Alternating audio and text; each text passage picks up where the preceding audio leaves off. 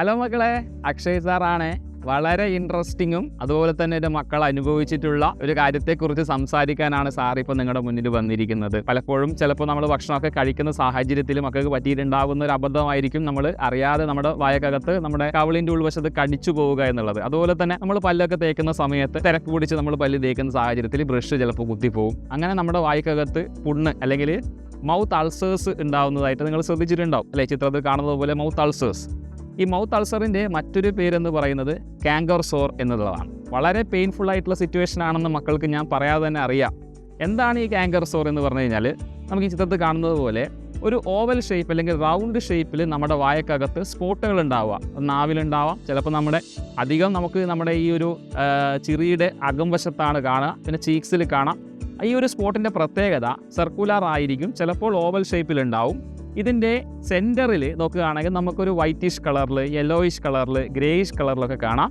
ചുറ്റിലും റെഡ്, അതായത് നമ്മുടെ ചുവപ്പ് കളറിൽ വീങ്ങിയിരിക്കുന്ന രീതിയിൽ ഇൻഫ്ലമേഷൻസ് പോലെയാണ് കാണുന്നത്.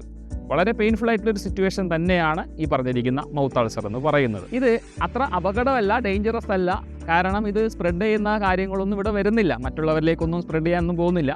പക്ഷേ ഇതിൻ്റെ ഒരു ബുദ്ധിമുട്ട് എന്താണെന്ന് വെച്ച് കഴിഞ്ഞാൽ, മക്കളെ, നമ്മൾ സംസാരിക്കുമ്പോൾ അതുപോലെ നമ്മൾ ഭക്ഷണം കഴിക്കുമ്പോൾ, നമ്മൾ വെള്ളം കുടിക്കുമ്പോൾ, ജ്യൂസ് കുടിക്കുമ്പോഴൊക്കെ വളരെയധികം ഡിസ്കംഫേർട്ട് അല്ലെങ്കിൽ വളരെയധികം ബുദ്ധിമുട്ട് നമുക്ക് ഇതിനോട് ഉണ്ടാവുന്നുള്ള കാര്യം മക്കൾക്ക് അറിയാവുന്ന കാര്യം തന്നെയാണ്. ഇത് തന്നെയാണ് ഇതിൻ്റെ മെയിൻ ഒരു പ്രശ്നമായിട്ട് പറയാനുള്ളത്. മക്കളെ, ഇതിൻ്റെ കാരണങ്ങൾ എന്തൊക്കെയാണെന്ന് നമുക്ക് നോക്കിയാലോ? സാറ് നേരത്തെ പറഞ്ഞതുപോലെ നമ്മൾ അറിയാതെ നമ്മുടെ വായക്കകത്ത് കടിച്ചു പോകുന്ന സാഹചര്യത്തിൽ, പല്ല് തേക്കുന്ന സമയത്ത് അത് ഹാർഡായിട്ട് നമ്മൾ ബ്രഷ് ചെയ്യുന്ന സമയത്ത് ബ്രഷ് കുത്തിപ്പോകുന്ന സാഹചര്യത്തിൽ, പിന്നെ ചിലപ്പോഴൊക്കെ നമ്മളെ ഈ ടീനേജ് കാലഘട്ടത്തിലെത്തുന്ന സമയത്ത് ഹോർമോണിൽ ഉണ്ടാകുന്ന ചില മാറ്റങ്ങൾ മൂലവും ഇത്തരത്തിൽ അൾസേഴ്സ് വരാനുള്ള സാധ്യത വളരെ കൂടുതലാണ്. പിന്നെ പ്രധാനപ്പെട്ട വിറ്റാമിൻ B12, ഫോളിക് ആസിഡ് തുടങ്ങിയവയുടെ കുറവ് മൂലവും ഇത്തരത്തിൽ മൗത്ത് അൾസേഴ്സ് വരുന്നതായിട്ട് കാണപ്പെടുന്നുണ്ട്. പിന്നെ മറ്റൊരു സാഹചര്യം എന്ന് പറയുന്നത് സ്ട്രെസ്സാണ് മക്കളെ.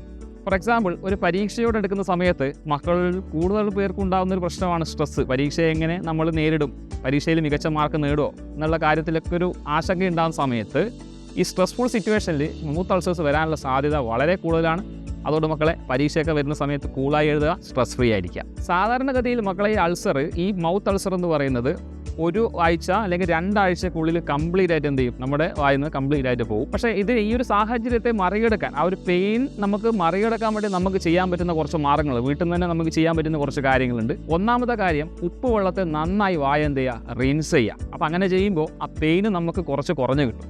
പിന്നെ നമ്മൾ കഴിക്കുന്ന ഭക്ഷണം അധികം സ്പൈസി, സോർ എന്നിങ്ങനെ ഭക്ഷണം ഒഴിവാക്കിയിട്ട് വളരെ സോഫ്റ്റ് ആയിട്ടുള്ള ഫുഡ് ഐറ്റം കഴിക്കുക. സ്പൈസ് കണ്ടന്റ് അത്ര കൂട്ടണ്ട. അങ്ങനെ കൂട്ടുമ്പോഴാണ് ഈ അൾസർ എന്ത് ചെയ്യുന്നത്, കൂടുന്നത്. സോ അതൊക്കെ നിങ്ങൾ കുറക്കുക.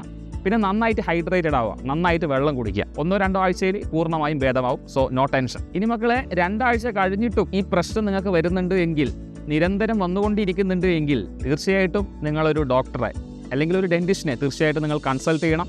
ഇത് വേറെ എന്തെങ്കിലും തരത്തിലുള്ള പ്രശ്നമാണോ, ഇനി നമ്മുടെ സ്റ്റൊമക്കിൽ ചിലപ്പോൾ എന്തെങ്കിലും തരത്തിലുള്ള ഇൻഫെക്ഷനോ അല്ലെങ്കിൽ സ്റ്റൊമക്കിൽ എന്തെങ്കിലും തരത്തിലുള്ള പ്രശ്നങ്ങളുണ്ടെങ്കിൽ ഒരു പക്ഷേ മൗത്ത് അൾസേഴ്സ് വരാൻ സാധ്യതയുണ്ട്.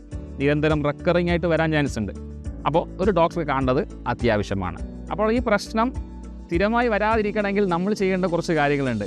അതിലൊന്നാമത്തെ കാര്യം എന്ന് പറയുന്നത്, ബാലൻസ്ഡ് ഡയറ്റ് നമ്മൾ ഫോളോ ചെയ്യണം. നമ്മൾ കഴിക്കുന്ന ഭക്ഷണത്തിൽ എല്ലാ തരത്തിലുള്ള ന്യൂട്രിയൻസും കിട്ടണം. അതിൽ proteins, vitamins, carbohydrate, fat, minerals, എല്ലാ തരത്തിലുള്ള ന്യൂട്രിയൻസും നമ്മൾ കഴിക്കുന്ന മീലിൽ ഉണ്ടായിരിക്കണം. അത് ബാലൻസ്ഡ് ഡയറ്റ് ആയിരിക്കണം നമ്മൾ കഴിക്കേണ്ടത്. പിന്നെ നേരത്തെ പറഞ്ഞ രീതിയിൽ നന്നായിട്ട് ഹൈഡ്രേറ്റഡ് ആയിരിക്കണം. പിന്നെ സ്ട്രെസ്ഫുൾ ആയിട്ടുള്ള അറ്റ്മോസ്ഫിയർ അല്ലെങ്കിൽ സ്ട്രെസ് ഫ്രീ ആയിരിക്കണം. അതാണ് ഏറ്റവും ബെസ്റ്റ്. നമ്മൾ എന്തിന് ടെൻഷൻ അടിക്കണം, നമ്മൾ ഫേസ് ചെയ്യേണ്ട കാര്യങ്ങൾ നമ്മൾ ഫേസ് ചെയ്യണം. അവിടെ ടെൻഷൻ അടിച്ചുകൊണ്ട് സ്ട്രെസ്സ് കൂട്ടിക്കഴിഞ്ഞാലും ഈ പറഞ്ഞിരിക്കുന്ന പ്രശ്നമുണ്ടല്ലോ. അപ്പോൾ സ്ട്രെസ് ഫ്രീ ആയിരിക്കാൻ നിങ്ങൾ മാക്സിമം എന്ത് ചെയ്യണം, ശ്രമിക്കണം. അതുതന്നെയാണ് ചെയ്യേണ്ട ഏറ്റവും ബെസ്റ്റ് ആയിട്ടുള്ള കാര്യം.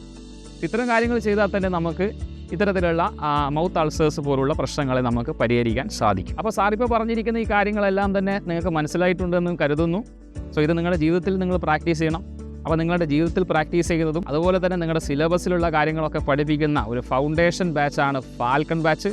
സോ ഫാൽക്കൺ ബാച്ചിൽ മക്കളെ ജോയിൻ ചെയ്യുന്നത് വഴി നിങ്ങളുടെ ഭാവിയിൽ, നിങ്ങളുടെ ഫ്യൂച്ചറിൽ നിങ്ങൾ എഴുതാൻ പോകുന്ന കോമ്പറ്റേറ്റീവ് എക്സാംസ്, നിങ്ങൾക്കറിയാം നമ്മൾ ജീവിക്കുന്ന കാലഘട്ടം ഒരു കോമ്പറ്റേറ്റീവ് വേൾഡിലാണ് ജീവിക്കുന്നത്. പ്രൊഫഷണൽ കോഴ്സുകളിലേക്ക് എത്തിപ്പെടണമെങ്കിൽ തീർച്ചയായിട്ടും എൻട്രൻസ് എക്സാമിനേഷൻ ക്രാക്ക് ചെയ്യണം.